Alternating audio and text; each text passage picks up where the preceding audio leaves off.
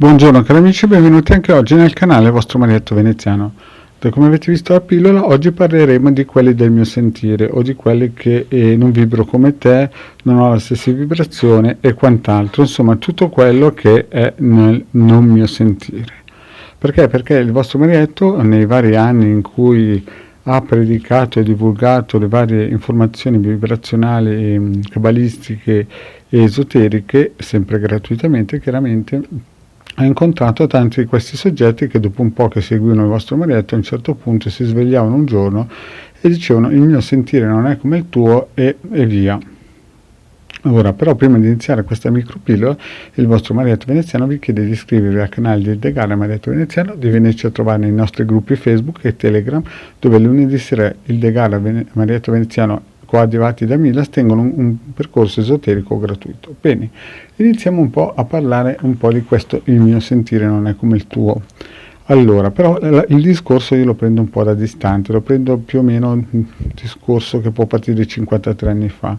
Allora avevo 5 anni ed eravamo a Varese in una stanzetta al terzo piano, io ero seduto su una sedia, c'era il capitano degli Alpini di Torino e il mio babbo. Eravamo lì e il capitano degli Alpini di Torino e il mio babbo mi facevano vedere un po' cosa sarebbe successo nel futuro. E a un certo punto vedevo certe cose, insomma, da fare, insomma, raccapponare anche la pelle a un bambino, però a un certo punto vidi che eravamo arrivati a un certo punto della mia vita in cui c'era un sistema operativo e vedevo che il capitano degli Alpini di Torino tremava, vibrava e aveva terrore di quella cosa lì. Sicuramente io avevo visto cose molto più tremende in quel periodo lì in cui ero in quella stanza, però non riuscivo a capire come mai il capitano degli Alpini tremasse di fronte a un sistema operativo che stava dentro un computer. Sembrava una cosa leggera, sembrava un foglio, no? Voi dovete immaginare che era un bambino di 5 anni che guardava la cosa. Poi, chiaramente, col tempo il vostro Marietto ha cambiato opinione e ha capito certe cose. E le vediamo in questo momento. Cioè, la prima cosa che voi dovete capire è che noi siamo più o meno in Occidente 800-900 milioni di persone e non hanno mai vissuto negli ultimi 6 anni, cioè l'essere umano e soprattutto noi occidentali, a livello materiale così bene. Ognuno potrà pensarla come vuole, ma c'è un'altra fetta del mondo, circa 6 miliardi, di cui una fetta di loro non c'è il gabinetto in casa e 1 miliardo non ha neanche la corrente. Quindi in un certo senso noi siamo privilegiati. La nostra fortuna è stata che i cabalisti nel 1995 hanno deciso di divulgare la Cabala tramite internet.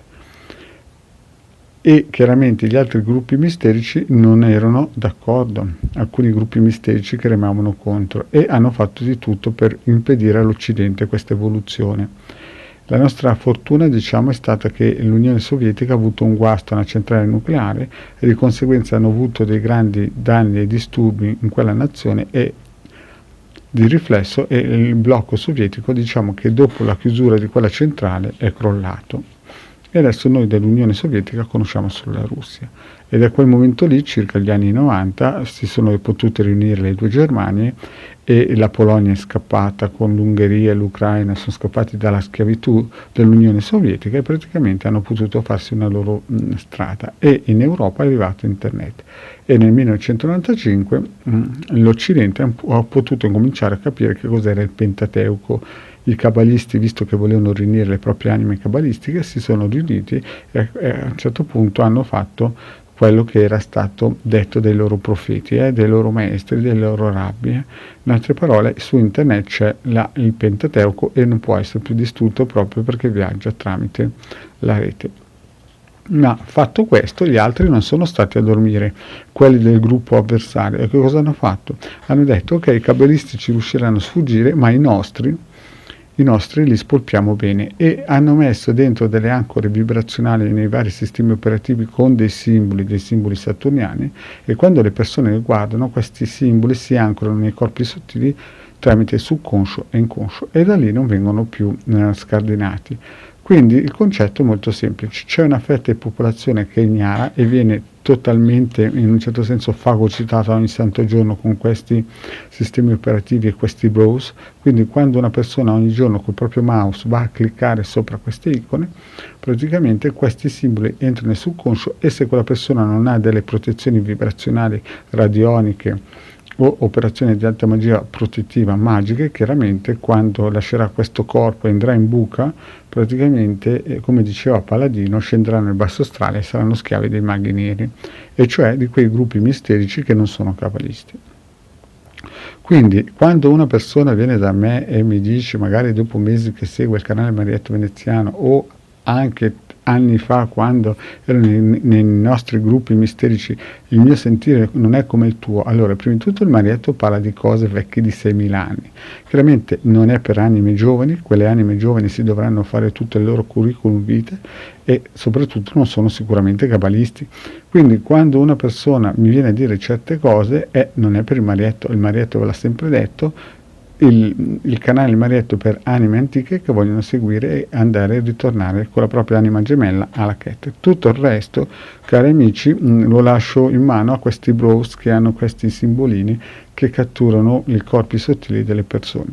Ripeto, questi simbolini sono sempre stati usati negli scudi nel Medioevo da queste società segrete che istituivano questi re, questi principi, e li vediamo nel simbolo dell'Alfa Romeo o come si suol dire, dei Viscontei, dove c'è questo serpente che mangia il bambino e che non è altro che Saturno un po' rielaborato e stilizzato, ma il concetto è sempre lo stesso.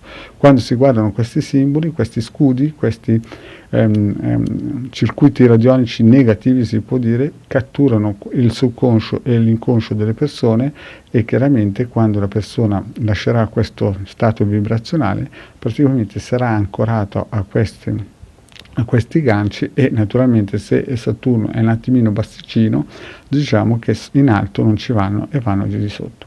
Quindi, cari amici, chiunque non abbia il sentire del Marietto Veneziano, chiaramente non è per il Marietto Veneziano predica solamente per le anime antiche, quelle che a un certo punto dovranno fare quello salto, ritornare alla Ket. Per gli altri purtroppo, come quando io dicevo a mio papà ma non possiamo aiutare, e il mio babbo mi diceva è Dio che li fa così. Bene, cari amici, spero che possiate sempre seguire il canale vostro Marietto, vi consiglio di iscrivervi al canale di Degara Marietto Veneziano e di venirci a trovare nei nostri gruppi Facebook. Grazie cari amici, alla prossima, ciao!